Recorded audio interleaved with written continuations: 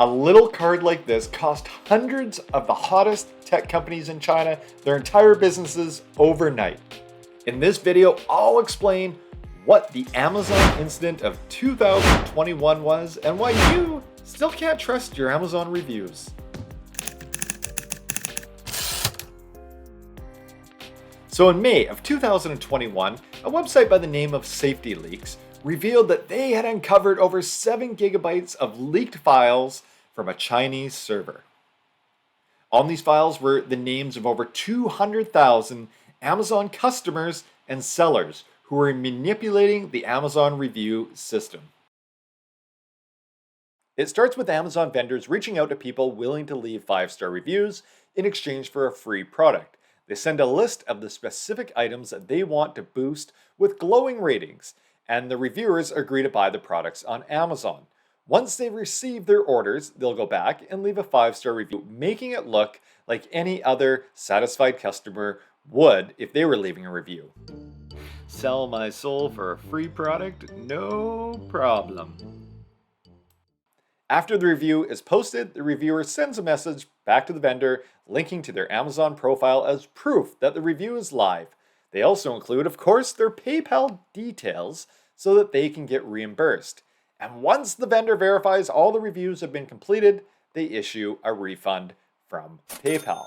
Now, why do they issue the refund from PayPal and not from Amazon? Well, if Amazon sees that an order is refunded, they'll basically discredit that review.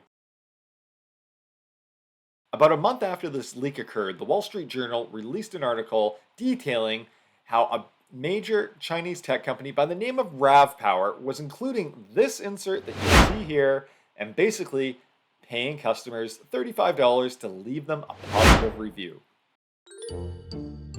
So you order something from Amazon and you get it delivered to you. You open it up, and along with your product, you discover something else. You get a little tiny insert card. Now on that business card is a seller who pleads and cries for you to leave them a 5-star review because their business direly relies on your reviews. While on Amazon, pleading and crying for reviews is fine, but incentivizing them is not. So in the case of Mpow, Oki, and other Chinese sellers who got suspended, they were all offering to pay money for customers to leave reviews. And that, according to Amazon, is a big no-no. Within a week of this article being published, hundreds of the largest sellers on Amazon were suspended overnight. And when I mean big sellers, one of these sellers was the largest Chinese seller at the time on all of Amazon. That seller was a company by the name of RavPower. Along with RavPower were several other major electronics providers on Amazon, including Mpow and Oki. Remember that name Oki? We're going to come back to it in a moment. Now, Amazon account suspensions are fairly normal on the platform. And when a seller gets suspended, it doesn't really make news. But in China, it was making shockwaves. Things had gotten so bad that there were rumors that during one of Amazon's major conferences that they hold every year in China, Amazon refused to send its highest executives for fear of their safety. Basically, Chinese sellers were upset about 2 things. Number 1, how could they possibly permanently suspend the Amazon accounts of such large companies? Many in China viewed these companies as too large to fail or too large to suspend. Number 2, Chinese sellers thought that they were being unfairly targeted simply for being from China. A lot of Chinese sellers thought there was an air of racism to what Amazon had done. So it wasn't just Amazon sellers who were pissed. The shareholders of these companies were pretty angry as well, as they watched the valuations of these businesses crumble overnight because of these suspensions. The parent company of one of these Amazon businesses, Zhibao Technology, filed a lawsuit shortly after the suspension occurred.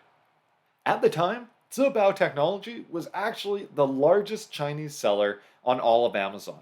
Zhibao operated numerous brands, including RavPower, Tautronics, Vava, and Hutu. Basically, if you bought a battery bank on Amazon around 2018, well, you probably bought one from Zhibao.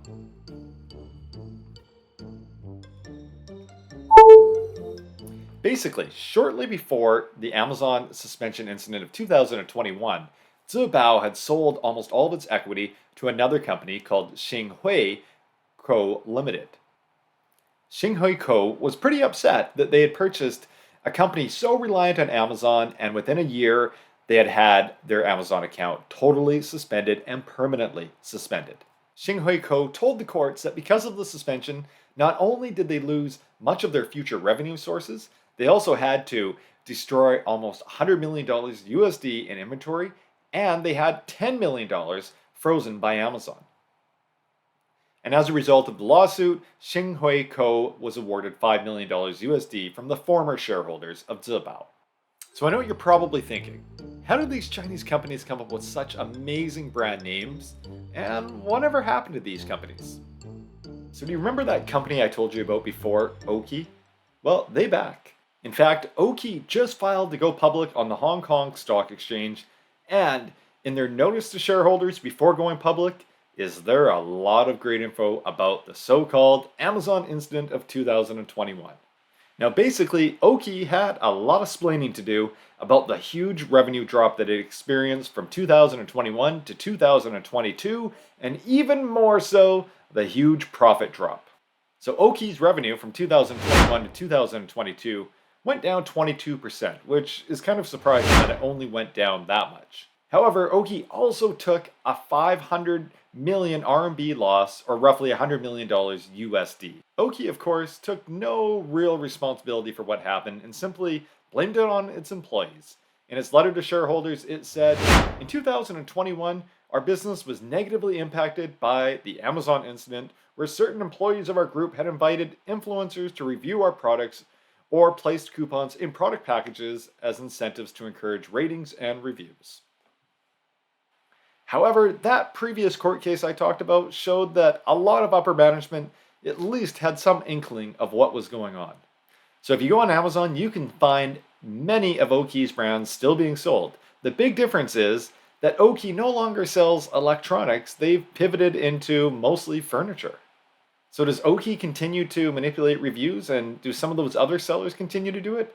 Who knows? And more importantly, was Oki really that bad of an actor, or were they basically caught up in an ecosystem where everybody had to cheat to win? Well, the truth is that Amazon still has a massive fake review problem. If you go onto Facebook and look up Amazon buying groups, there are still many, many, many active Facebook buying groups, despite Amazon trying their best to shut these groups down. The FTC has even got involved and basically made it a federal crime to leave fake reviews for your own products. However, I know me, I continue to get lots of Amazon packages with lots of insert cards asking me to go to websites and enter my emails and subscribe for things like extended warranties, where I'm then asked to leave a review. So what do you think? Does Amazon still have a fake review problem? Let me know in the comments section down below, and remember to like and subscribe.